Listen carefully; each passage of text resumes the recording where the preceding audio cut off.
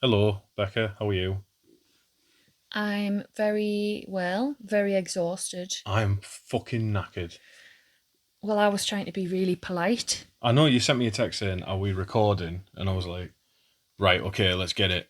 And secretly in my head, I was sat playing on Diablo when you text me, and I was thinking, "I'm just gonna have a bath and go to bed." But that's really unusual of you because, yeah, it's not unusual that you're playing Diablo, but It's a fucking great game. it's unusual that you wouldn't be like thinking about recording because you've been asking me all week, when are we recording? I have, and what makes it worse is the Gollum episode, as of recording this, still hasn't went out. So the guy who's editing it was meant to go out on Wednesday. I forgot to send him it because I was drunk when I asked him to do it, and I only sent him the file on Tuesday, and I still haven't got it back. So probably this episode's going to come out a week later than I intended, anyway. And if Sam is editing this episode, it's not a reflection on you, Sam. It's just me didn't send you the fucking episode file. Whoops. But yeah, so we're having we're not having a week off because we're still following the normal recording schedule of do it the week, release it the following week. Yeah. But the listeners will have had a week off from us. So, but if you're listening to us, Lucky you. well, if you're listening to us and you think, oh, I've got a week off from them, fuck you. Why are you even listening to the podcast? But no, I'm tired. It's been a tiring week. I don't even know particularly why. So I've been going out again. I run and I've been feeling really terrible when I've been going for my runs. And a lot of people are like, "Oh, it's the heat, or it might be your hay fever." And in my head, I'm just like, "No, it's because I'm a big fat bastard." But I'm starting to think there might be something to it because it is very, very hard to run when it's this hot. What's your excuse? Why are you tired? I'm tired because of a multitude of things, so just many factors. I'm going to just say all the strawberries we just picked. Yeah, we went strawberry picking this afternoon with our little girl. It was, I've never been before. So it was class. Amateur. It was really good. It felt awesome. I couldn't do it all day. I could. And I couldn't do it if I was being whipped and forced into the fields. Well, I told you that was like my first proper job, was fruit picking. Probably at the age of like 6. You fucking country bumpkin. Yeah, loved it. That's the most hick shit I've ever heard. My first job was out in the fields picking fruit all day, every day. Me and my mama sang Sweet Low, Sweet Chariot. You're just jealous of my great upbringing. I am, because while you were picking fruit, I was eating Finder's crispy pancakes and getting shoes chucked at me. Yeah. By my mum. So. Anyway. Tale of two cities. Oh, I love living in the countryside though. Having access to these things is amazing. Yeah. So good. And we've seen that house. Yeah, we were driving. So where we went to pick strawberries was up in Northumberland, which is further north than us. And the views where we live are amazing anyway. And then you get to Northumberland near Hadrian's Wall and what have you, and it's even more beautiful. You can understand why the Romans wanted to keep the Scottish people from fucking it up. I just people like Dave would definitely have, Dave is. He would have destroyed this place. Dave is. He always says he's from Yorkshire, but he's got the broadest Scottish accent ever. This is one of my mates. He's one of my mates. And do you know there's that weird law in York about how it's legal to shoot a Scotsman with a bow or a crossbow within the city walls? No, I don't know that, but that's an interesting fact. There is that law. It's a very old law. It's one of those weird laws we've got in the UK. That law is made for Dave. That is to stop him getting too rowdy. He just always, whenever you don't even need to have him on speaker. He just always sounds like pissed off. I love Dave. He's class. And you always know when you've spoke to Dave because you're always like very animated and like you get Dave's personality through the phone. So we're not there yet in the Silmarillion episodes of the podcast, and we will get to the point eventually where Feanor convinces the rest of the Noldor elves to go into exile. And he makes a speech where he proclaims the oath of Feanor, and his 7 sons make the same vow and the same oath.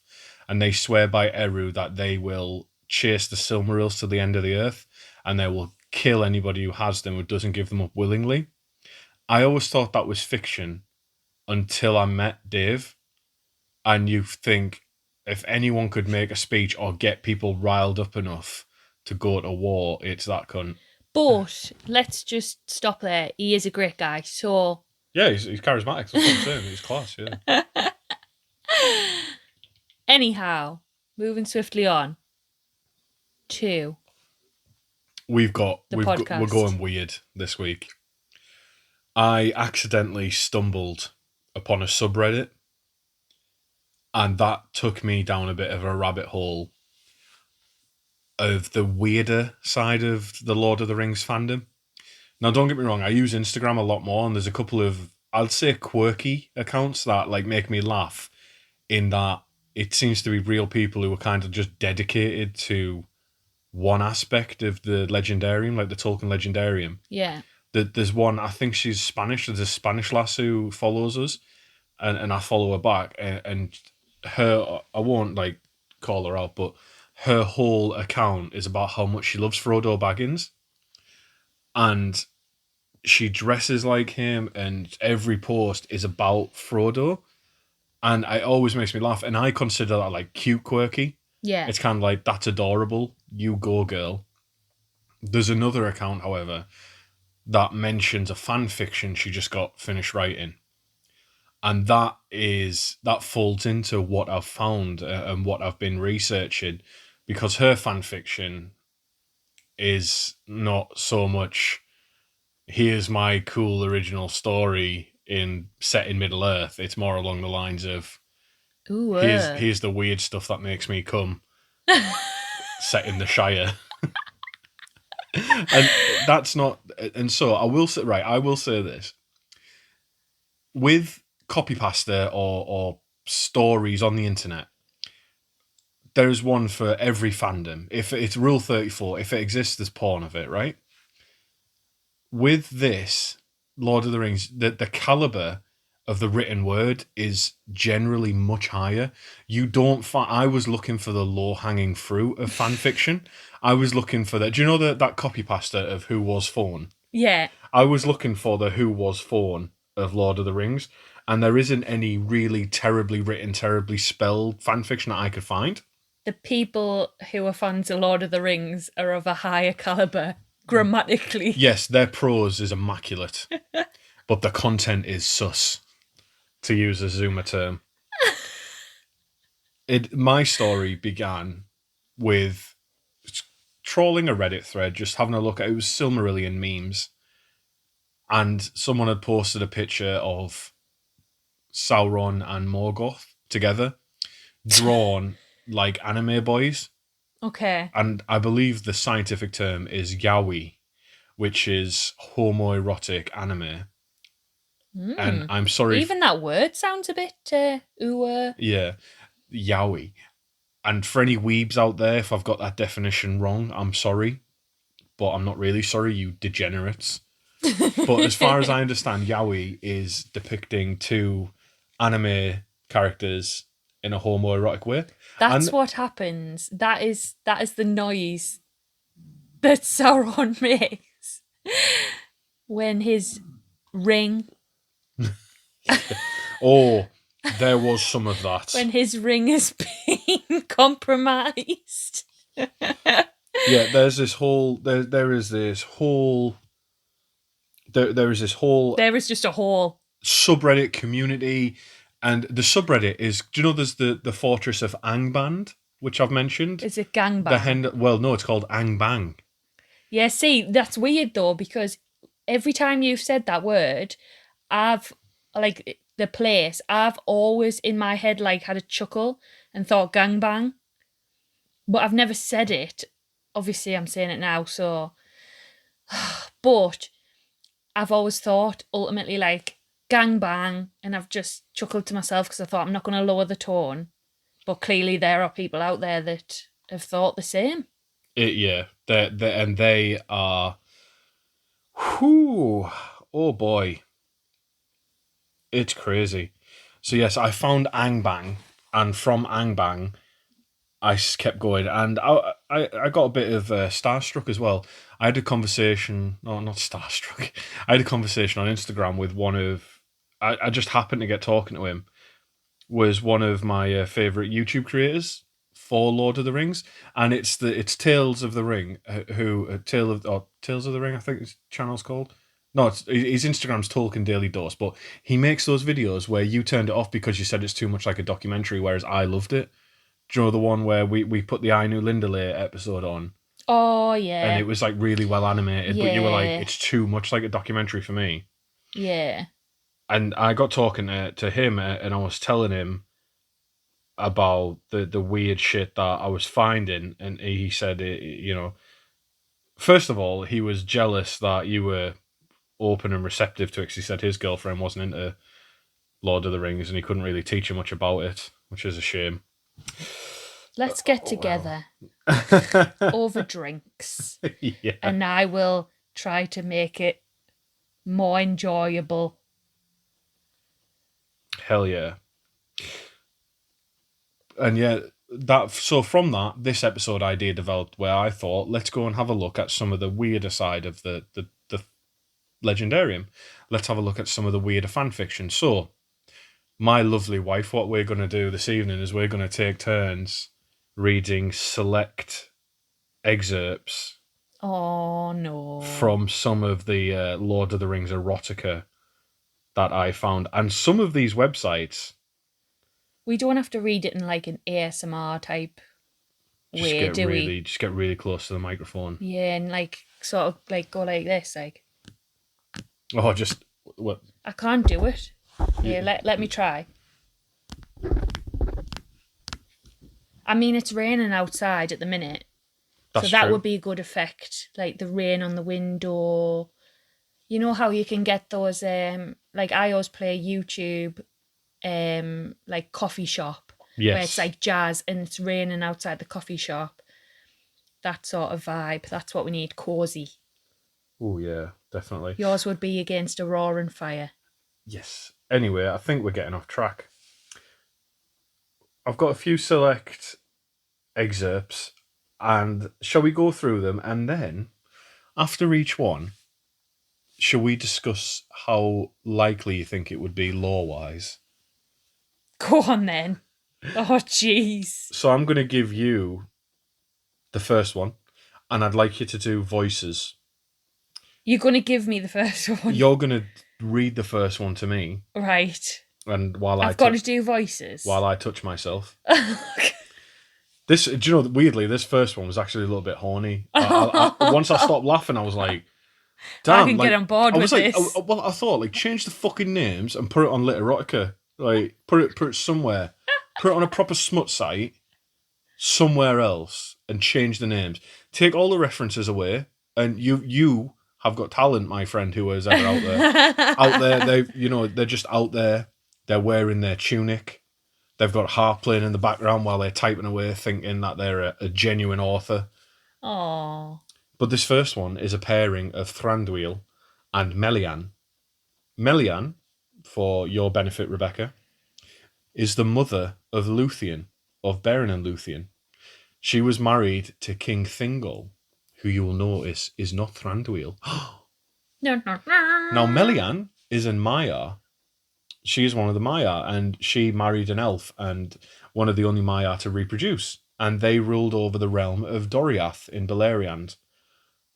And that is a lovely realm. Unfortunately, King Thingol is the one who eventually gets killed by dwarves, and that's what starts all the beef between dwarves and elves. Okay. But I don't think this author was that concerned with that. So if you just read up to where... It's very short. Do you want to just read... There's no names in there, is there? There is, yeah. But there's Thranduil and Melian. You've already heard the two names. I know, but I won't be able to pronounce it again. Piss off. Right, if you just read up to where it stops in italics, where I've written the note, And you need to do it very clearly, and if you could do voices for the dialogue, please. Voices. There's only 2 speakers, Rebecca. You can do it.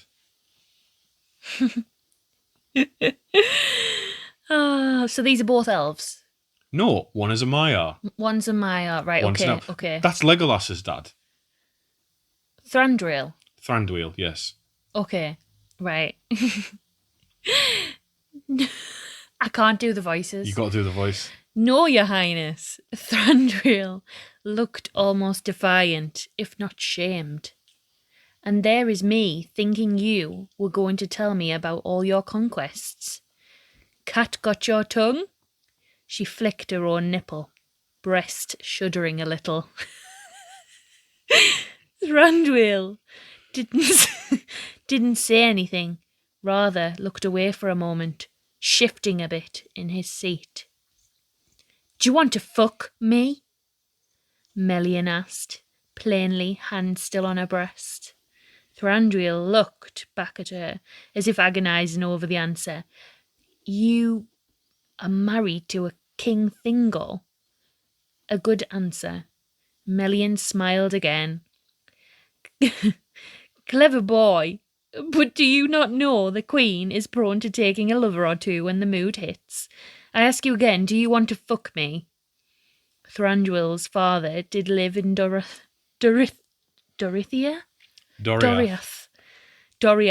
as he was one of the Lathrim. Fucking Lathrim, come on. The story's actually ended there, and you've went over into my notes. Sorry.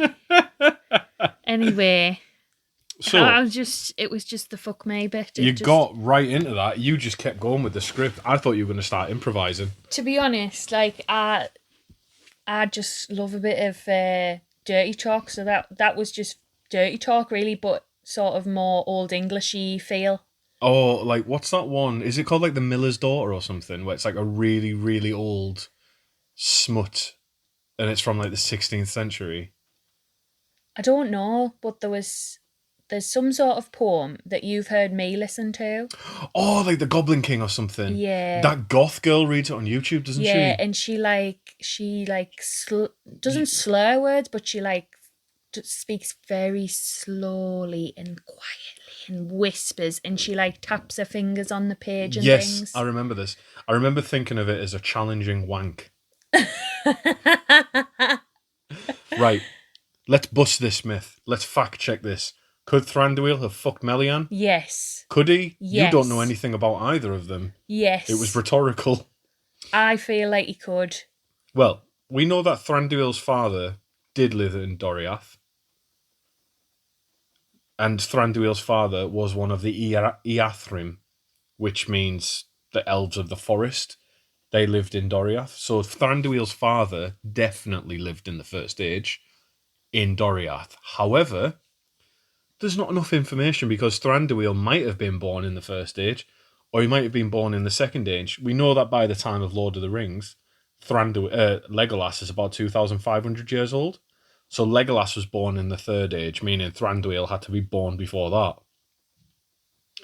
If he was born in the Second Age, then this unfortunate, heavily charged erotica couldn't be canon because Beleriand isn't there in the Second Age. It's underwater. Hesitant to talk about things being underwater given the news recently, which is very, very sad. The next one, I'll take this one. Yeah, all those poor migrants who were getting was it like 300 Pakistani migrants off the coast of Greece something like that, but unfortunately you know more about 5 people who go in a submersible. Yeah, you know more about the billionaires than you do the hundreds of people that get lost at sea every year. But anyway, that's off topic. Yeah. This next one. Back to sexy time. Yeah, stop thinking about people dying, think about people fucking. This next one is... I heard it written as... I heard it described as one of the more famous fanfics for Lord of the Rings. And it's called Celebrian, which is, if anyone is clued up, will know that's Elrond's wife's name, who was attacked by orcs, and because of that, she eventually sailed west Now, I've made reference to I remember in past this. episodes that like it's possible she might have been raped. However, since then, I have read Tolkien who stated explicitly that an elf would die if they were raped. Essentially, Because of that pure. yeah, pretty much. Like they would force themselves to die rather than live with that. However, I don't think this person who wrote this did the same level of research into Tolkien that I've done, unfortunately. And this is one for a mad fan fiction from 1997 about Elrond's wife, where it tells this story a little bit differently, where she takes a potion. Let's be honest, it's still a bit druggy, a bit weird. So I'm not going to get to the graphic bit, but I am going to read out the bit that made me howl because of how weird it was written. And it's fairly famous, as I mentioned, in certain degenerate circles, probably furries. And would you like to hear a short excerpt? Go on then. I'm going to get sexy. Do the voices. I'm going to get sexy. The orcs had not mistreated her. Woe to any orc who spoiled the king's pleasure toy. But the hem of her travelling dress was wet and muddied by the long walk through waterlogged tunnels. Her hair was matted, and her arms were muddied, bruised, and cut from many a tumble in the dark. None of that mattered compared to the fate that awaited her at the hands of this so-called king. "What is this?" said the Goblin King. The lift of his loincloth, caused by the stiffening of his cock, demonstrated full well that the question was moot.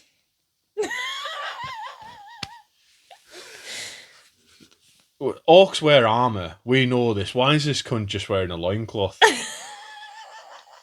That's unfortunately that is as much as I was going to put in this episode because it does get a bit weird. But I didn't want any of the kinky people who listen to this to be like, oh, I can't believe you missed out Celebrian. That would have been better suited, like the loincloth thing, imagery, to that king, like, is he in The Hobbit, the goblin-y guy? The big fat... The Goblin King. Yes. You would imagine him in a loincloth, wouldn't you? True. This might very well be the same. I mean, can you imagine, like, if the king was covered in pots and pans like orcs usually are, and like just This might this have been big boiling pot just pops up. No, you just hear the ding, ding. Oops, my ladle's popped out again. Yeah, I think Celebrian was waylaid in the Misty Mountains, though. No, she was travelling between Lothlorien, her visiting her man Galadriel, and Rivendell, yeah, which is the other side of the Misty Mountains. So it might very well be the Goblin King from The Hobbit. As well. So it might be Stephen Fry. Wait, is that who voices the Goblin King? I don't know. I don't know. Someone, Jamie, pull that up. I'm not Joe Rogan. I don't have those resources. As well, when you were saying about the bit about a skirt being like soaked, I was just thinking, where's this going? It gets horny quick as fuck. But because it's very date rapey and it's not 1997 PG. anymore, this is not PG. No. We are PG to an extent. No, we fucking aren't. We are PG. We are absolutely really. not. We're not that bad. I would not trust the fucking parents who thinks this is PG. I don't trust you anymore. You stay away from my daughter. You weirdo. Every time you want to put something on telly now, you're going to have to text me and run it by me to make sure it's appropriate because you just outed yourself. I'll just stick with Bluey then. Yeah. Any parents with young kids know that Bluey is an absolute godsend. Yeah. So, the next one that I found was a very, very old website, possibly before 1997. And this one, it was so old that I couldn't access the stories themselves. All I could access was the people requesting these stories to be written. And I want you to read the first one. And yeah, I want you to read this first one because we've got 3 requests on this website that I found that were pretty juicy. And I wanted to know where these people were at the time they were writing them and what causes you to be so horny you go onto a forum and request people write a novel for you. And would you just like to do that top one there? Just that tiny bit. Yeah, but got to do it sexy.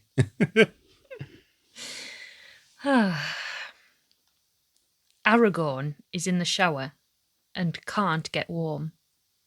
Leggy comes in and warms him up.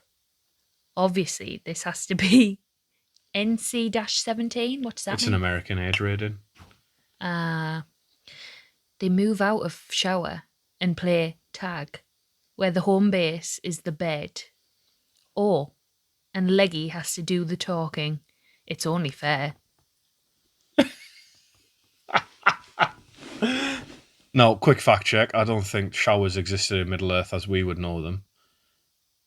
I'm sure they did, but I'm sure they were like the rainfall ones, you know, the ones in spas where you just pull the bucket. That would have been a shower, wouldn't it? There's also no indication that the game of tag or tig, depending on where you're from in the UK. What else do people call it? So we called it tig, where I'm from. I just called it tig. Yeah, nothing. Yeah. Northeast of England, most people called it tig. Americans called it tag. Fuck knows. The next one. Denethor, Theoden, and Celeborn are board rulers in an alternative universe, but they share an uncommon hobby. They breed carrier pigeons. Every year they hold a meeting to have their pigeons compete against each other. This year, Theoden is to host the annual meeting. They take turns. Both Celeborn and Theoden are most frustrated that Denethor's pigeons always seem to win. Once they are in Mordor, the traditional place for the takeoff, and the competition is about to start, Celeborn notices that Denethor's pigeons are doped. Naturally, Denethor denies this, but Celeborn insists the three rulers try the drug themselves. Back in Edoras, they make generous use of the drug, which turns out to be quite a powerful aphrodisiac when used by humans, which, surprise, results in a massive orgy, with Grima Wormtongue discovering the three. What? They're related, though? No. Oh, okay. It's three different rulers of three different Lord. places.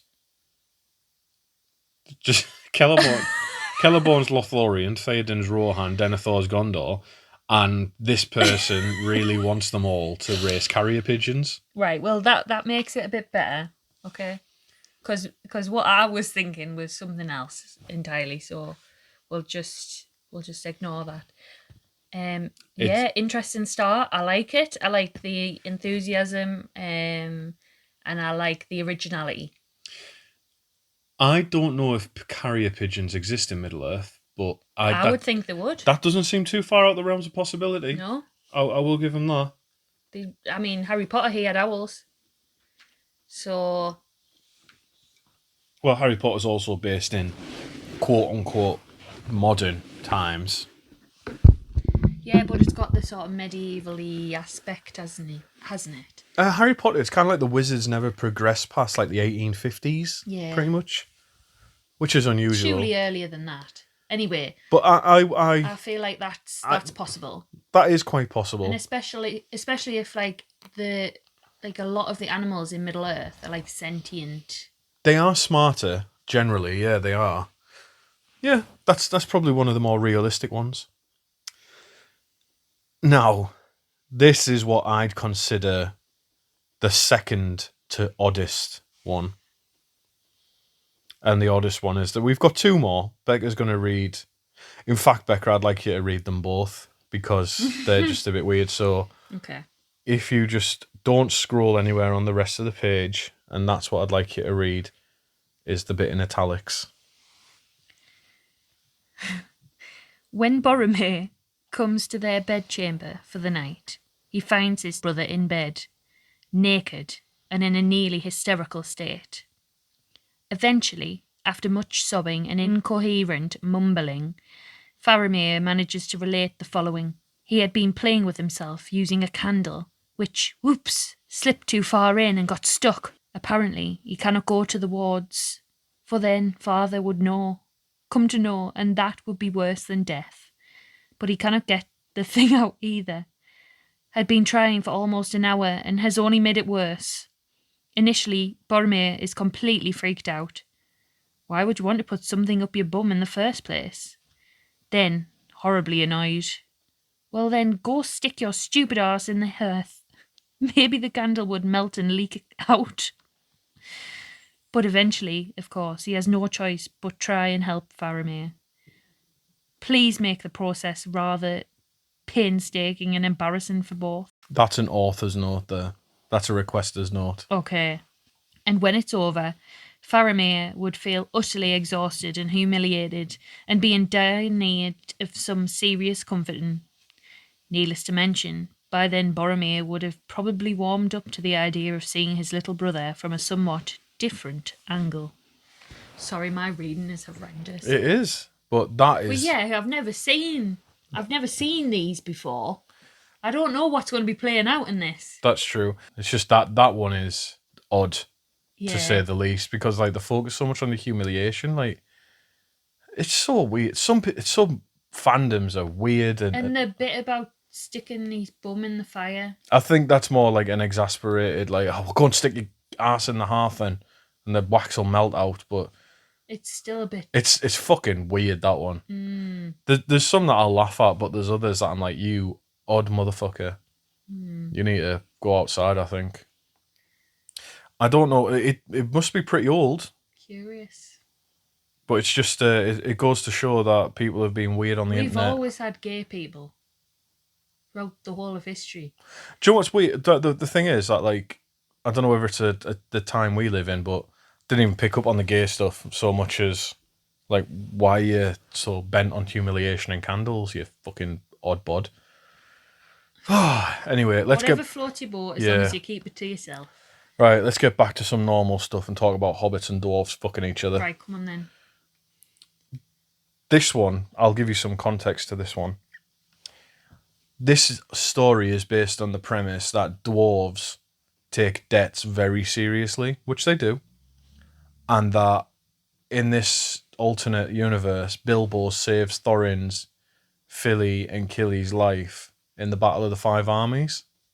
And because Fili and Killy are still injured, Thorin takes it upon himself to repay the debt.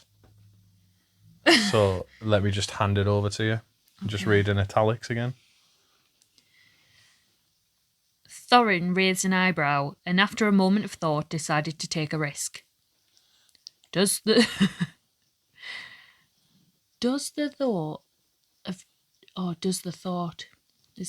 thought?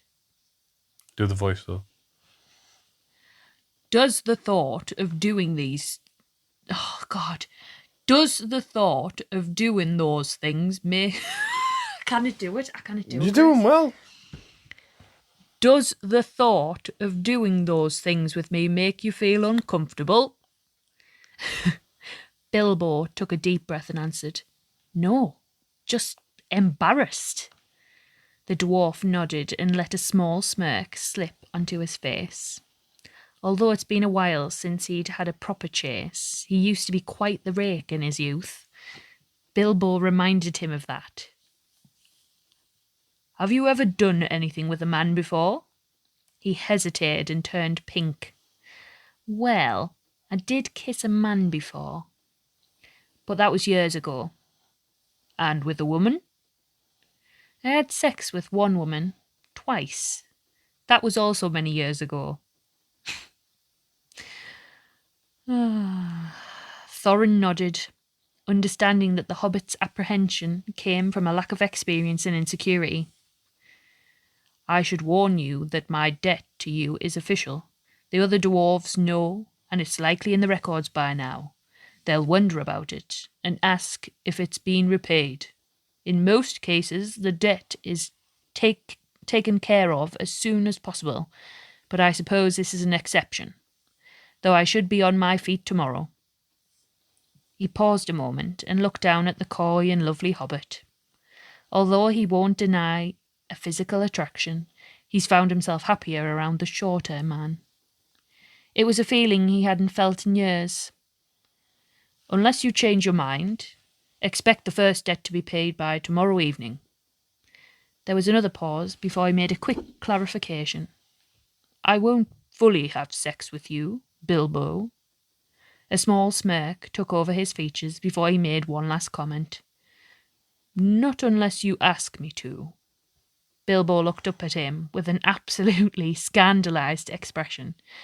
Are you flirting with me? Thorin had the gall to let out.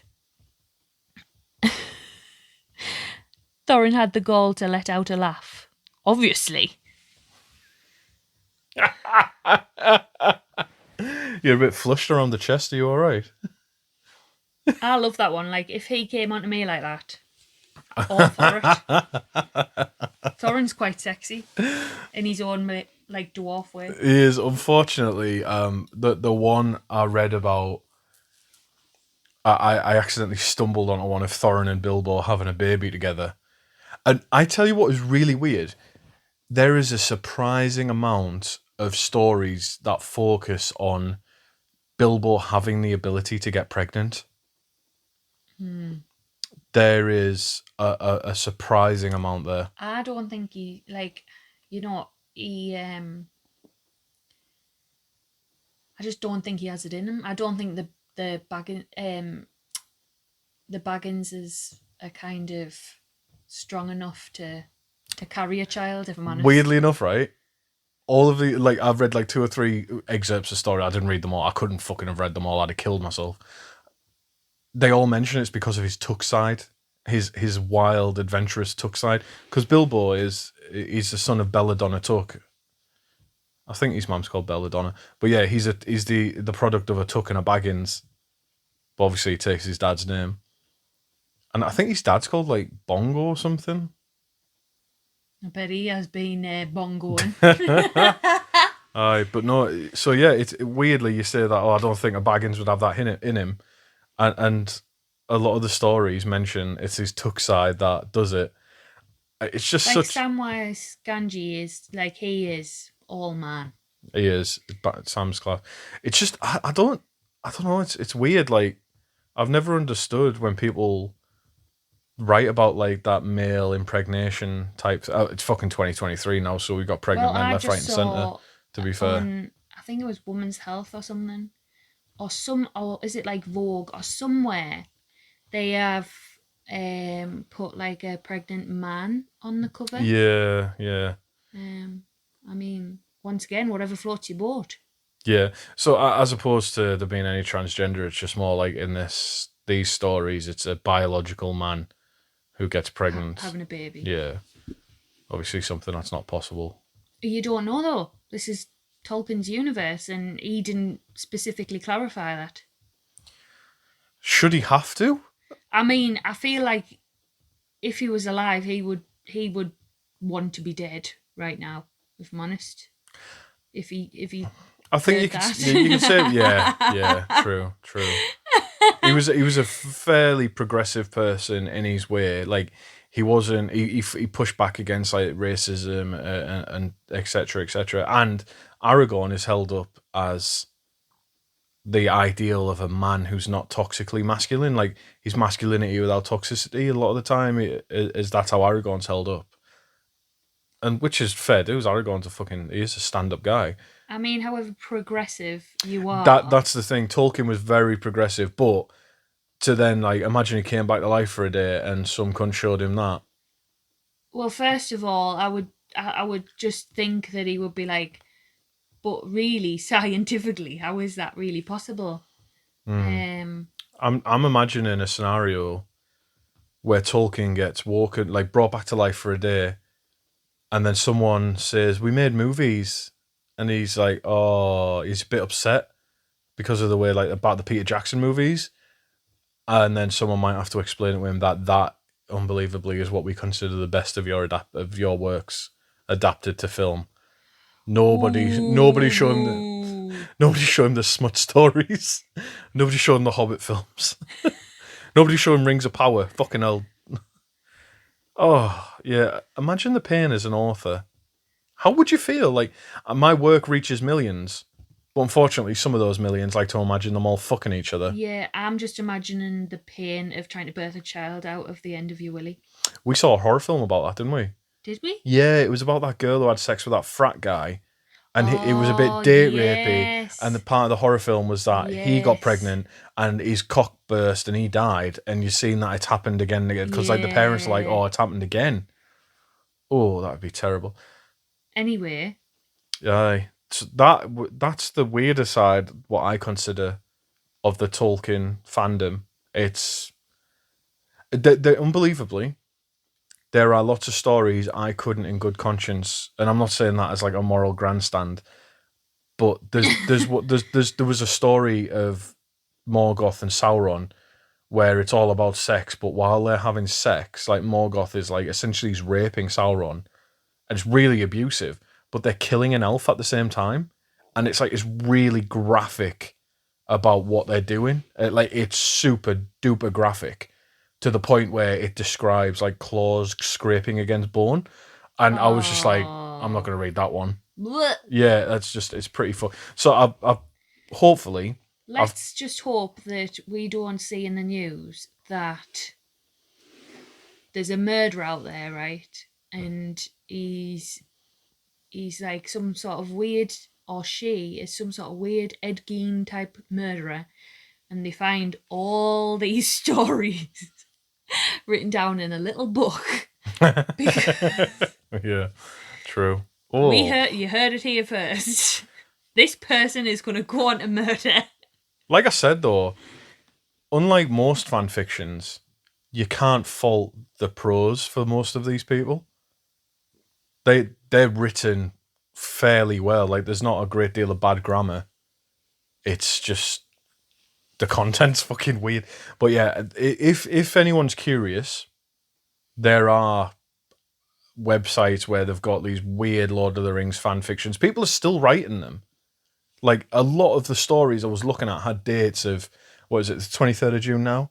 Like 22nd, 21st, 20th of June, 2023. So people are still uploading to these websites where you put your text file in.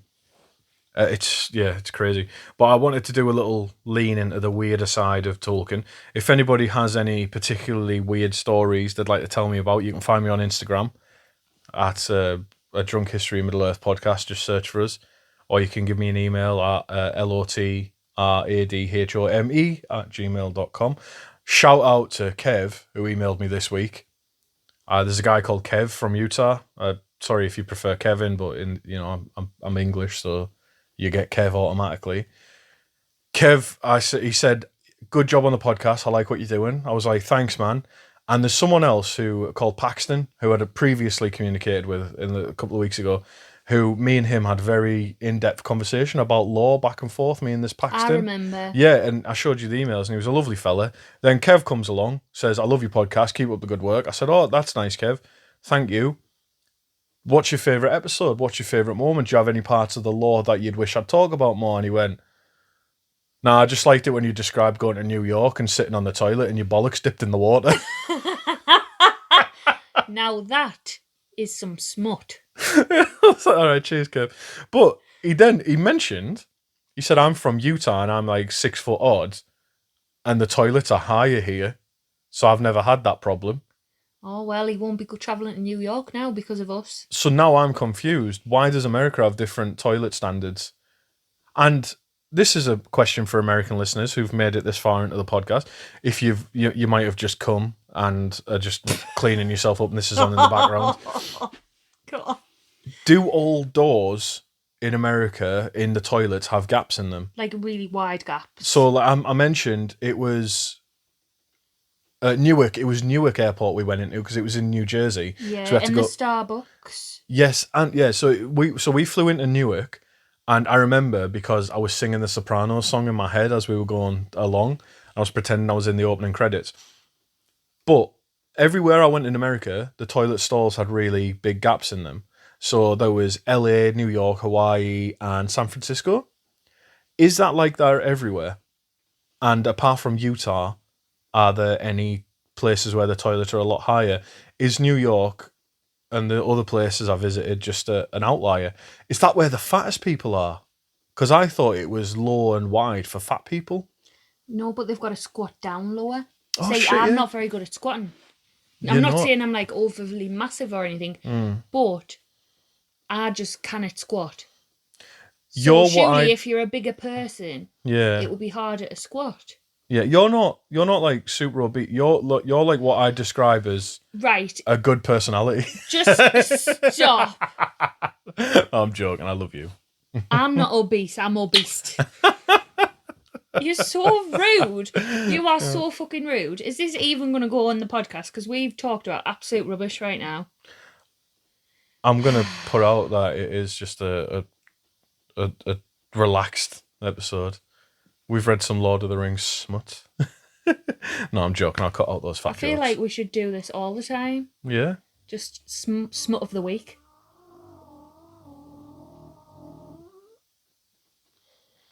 That fart was atrocious. This isn't going in. This is B-roll. This. That was long as well. Like my stomach hurts. Well, I thought like a lot of people seem to talk about smut of the week. Yeah. Which we could. Yeah, we might do. I don't know. Smut of the week. But a lot of people talk about they like our banter, so I thought I'd include a bit more of that. Yeah. And I'm gonna get on your piano, your keyboard, and I'm gonna do a little theme tune. Well, you do better than the person who I got our actual intro from. I think I'm gonna stop using that. Smut of the week. Anyway, right.